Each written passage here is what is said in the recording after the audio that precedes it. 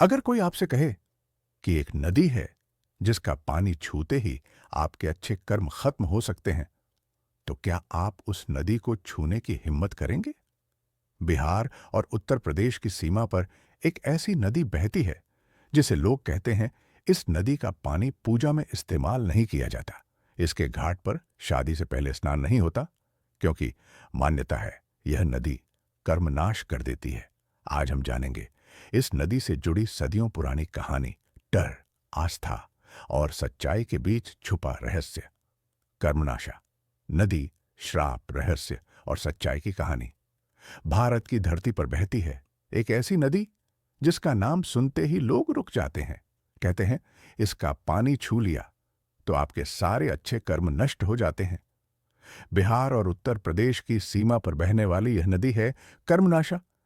लेकिन क्या सच में यह नदी श्रापित है, या यह सिर्फ एक कहानी है जो सदियों से लोगों के मन में डर बनकर बस गई है? कर्मनाशा नदी उत्तर प्रदेश के कैमूर पहाड़ियों से निकलती है और बिहार में गंगा नदी में जाकर मिल जाती है। यह नदी भौगोलिक रूप से बेहद महत्वपूर्ण है, लेकिन धार्मिक दृष्टि से इसे अशुभ माना गया।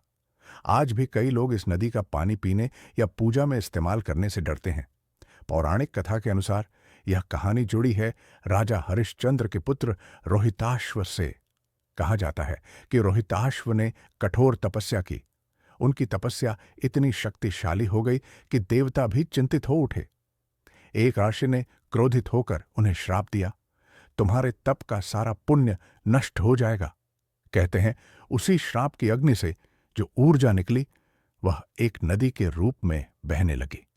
लोगों ने उसका नाम रख दिया कर्मनाशा, अर्थात कर्मों का नाश करने वाली। धीरे धीरे यह मान्यता फैल गई कि जो भी इस नदी का पानी छुएगा उसके अच्छे कर्म समाप्त हो जाएंगे। पहला बोलता, हे इस पानी को मत छूना। दूसरा बोलता है, क्यों, नदी तो साफ दिख रही है। पहला, तुम नहीं जानते यह श्रापित है, यह कर्म नाश कर देती है।